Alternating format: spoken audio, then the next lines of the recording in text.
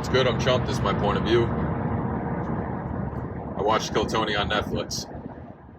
Now, I know it's popular to hate on Tony Hinchcliffe and the Rogan sphere in general. Much of it is well deserved. I am up to date on all the goings on of that little universe and all the drama surrounding it on YouTube. But generally speaking, I do enjoy the premise of Kill Tony, and depending on who's on the panel, it can definitely be a good watch. I'll watch, viral YouTube shorts of someone having a good set, and if I like it, I'll watch the entire set, whether it's a regular or a bucket pull. And I think they've provided some really good content. Some not so good content, some meltdowns of panel members and friends of Tony, and I don't want to go too much into the previous drama, but I thought it was pretty interesting and obviously pretty cool for them to have made it to Netflix. I know he's been trying to achieve something like that for quite a while.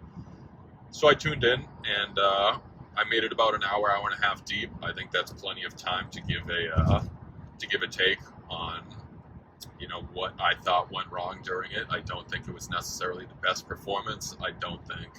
I've seen a couple of reviews that I think were a little bit harsh, maybe a little bit biased, but the things that weren't good, I think they really needed to be good, and the things that were good didn't necessarily need to be, and I think I do think they kind of dropped the ball.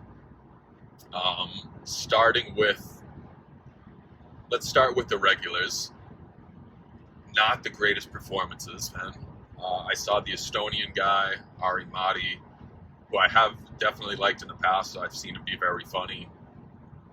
That was not his best stuff, man. Casey Rocket, that was not his best stuff. He's not necessarily my taste anyway. I think that's sort of like a one-time gig where it can get old kind of quickly. It's not necessarily for me, but he's definitely made me laugh before. I've never seen Cam Patterson, but I do know he's a regular that they like on the show and they consider him really funny. Those were the three regulars that I saw. And man, I think you really got to go with your fastball in that situation. Having them try new material was not the way to go. I don't know if Casey Rocket and Cam Patterson, if that was new material for them, but the Ari Madi guy definitely was. I hate the fact that all three of them admitted that they were nervous on Netflix. Like, don't do that. That wasn't a good look, especially when all the bucket pulls seemed pretty cool, calm, and collected.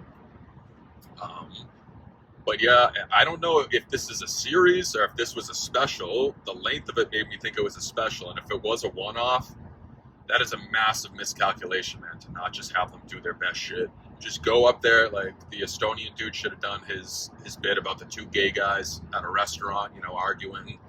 That was hilarious. I don't know why you wouldn't, put that in there, go with that. I don't care if you've used it before. It's like a special. Those are jokes that have been used before.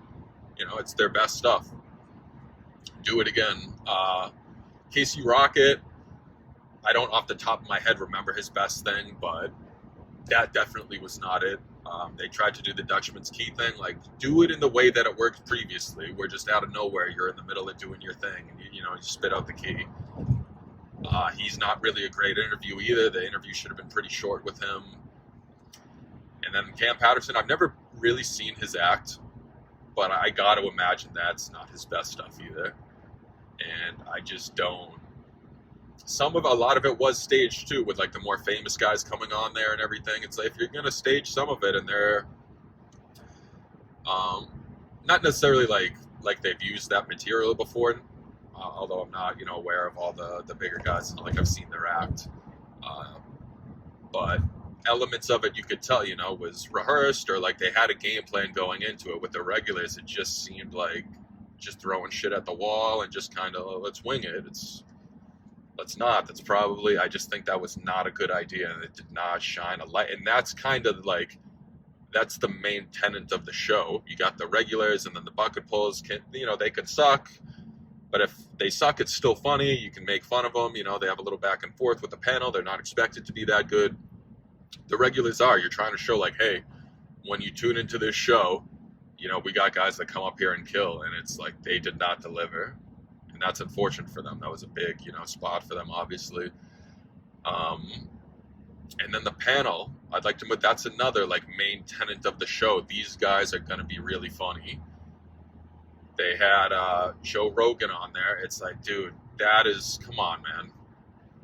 You got to know that that's not a good idea. I understand. Definitely incorporate Joe Rogan for the name value to bring in eyeballs. You're on Netflix. He's extremely famous. Why don't you just have him be like the host and introduce the guests and things like that? You know, I know that's not necessarily what they usually do on Kill Tony, but you know, do it for this one. It's the special. Have him come out, you know, for the start, whatever. Or like they had, it was a little bit of a revolving door. Have Joe Rogan, you know, be there for the start. Get the fuck out of there. It's like he brings nothing to the table in terms of laughs or entertainment or anything. You know, he's just name value. That, you know, man, dry as a bone, just bringing zero to the table. So I don't know what the deal with that was. If he asked to do that, if you know, who knows. But not a fan of that move at all. And then I believe that was Kyle Dunnigan as Elon Musk. Have him do Bill Maher, man. Like that's his best thing. Like have him throw his fucking fastball, man. I don't understand. That's not really the right character. And I think he was actually doing Elon. Like, I get the angle. Awkward, weird. Sort of like an autistic, pseudo-intellectual, like whatever. Government-funded intellectual, whatever you want to call it. But, like, hold him in. I don't want to go on, like, a geopolitical rant, but, you know, J-Boy, last name, not Musk. But,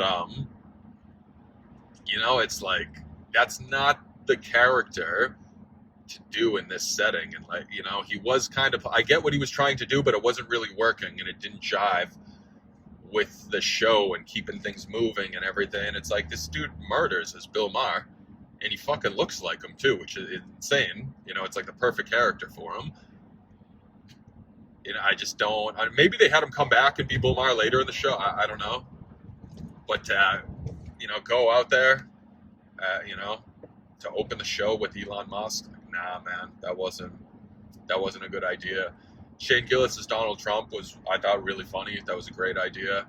I don't think they needed to stay with the whole political thing. I don't know if the dude did really well who was imitating RFK and Biden. I thought he did a good job. And Dr. Phil, I think that was all the same guy. I believe that's Adam Ray. I don't know why they all had to be political figures. That wasn't really good or bad, but whatever that guy's best thing was, go with that. I think they did. I think he did a good job, and I think they, you know, handled it the right way with him. But yeah, it's like Musk, Trump. It was a little bit. I didn't need that much of like, you know, this current administration and the previous one. It's just whatever your best thing is, whatever your best impersonation is, go with it. But he, generally speaking, was funny. I did enjoy that. Shane Gillis was really good off the cuff. Was he out there right away? I don't know if he was. No, he wasn't. He made like a little bit of a grand entrance later, a little bit into the show. I hope they kept him throughout the duration of this show. He was the only one that was consistently really good on the panel. But yeah, him and Adam Ray did a really good job, I thought. Kyle Dunnigan, like I said, I kind of knew what he was going for, but it just wasn't really working, and it wasn't the time where the play. I almost started to sound like Elon Musk right there, his impersonation of him. But yeah, that wasn't his best stuff either. Rogan, that was his best stuff. That's his that's his A game. That's the best, you know, comedy work I've ever seen Rogan do. Unfortunately, it's just not nearly enough. And then I think it was a really bad look that the bucket pulls seemed to do much better than the regulars. The only one that wasn't awesome seemed to be like the first guy, which honestly, even that wasn't that bad. It wasn't as bad as they were making it, the panel, and I don't think that's the greatest look either. Like, if you want someone to shit on, make sure it's someone that like truly sucked. You know, that guy, it's like his delivery wasn't good. But, you know, you can see that, you know, the premise of the joke is kind of funny, and, like, you know, it could be good if it was more like his delivery and his timing wasn't there. And then the other guys honestly did pretty good. The kid from Massachusetts who does, shout out to him, who's doing whatever sets in Providence. I thought he did pretty good. honestly, literally everybody. All of the bucket pulls wasn't the greatest stuff ever. No, but it was all pretty good, man. And they all seemed pretty loose, pretty, they stepped up to the plate, unlike the regulars, and they were pretty decent in the interviews and stuff too. That first guy, like I said, they were just kind of being too harsh. Like, if you want to have someone that you can shit on and and get a laugh like that, it's like, make sure they truly did a horrible job and aren't really a comedian, someone who it's one of their first times or whatever.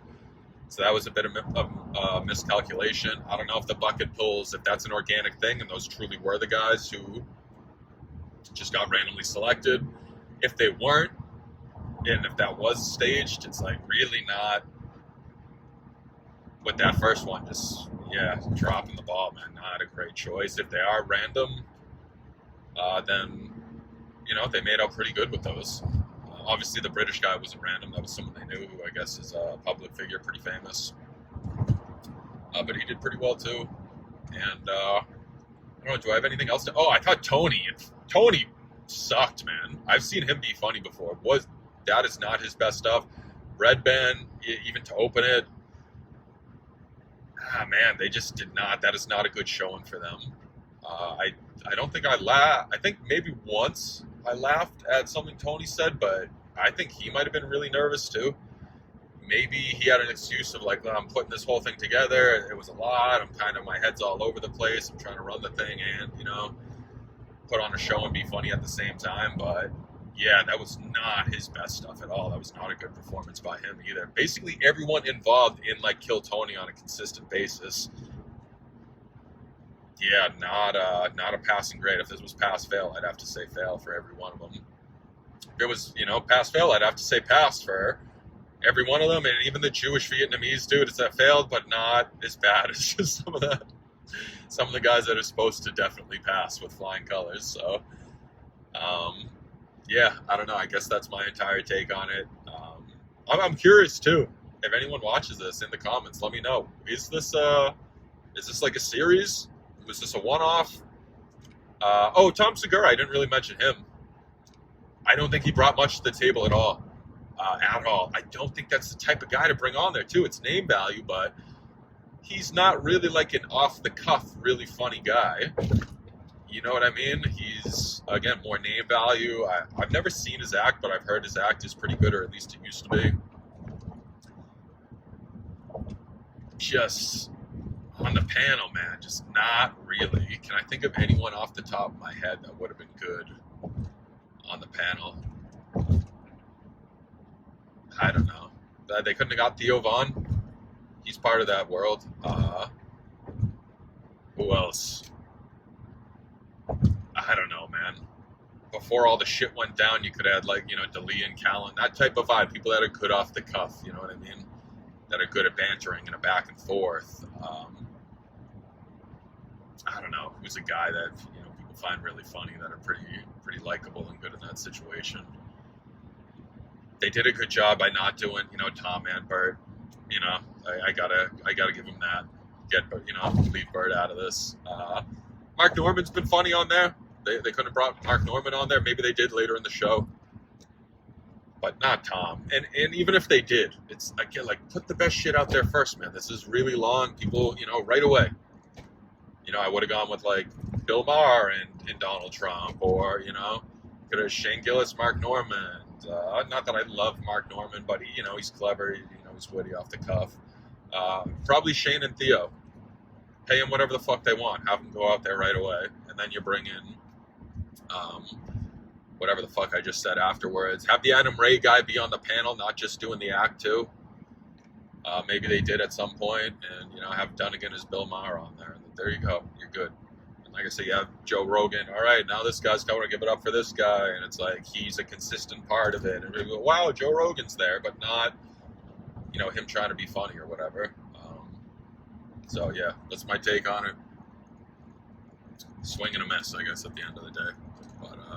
But I did laugh. Not a total failure. But anyway, peace out.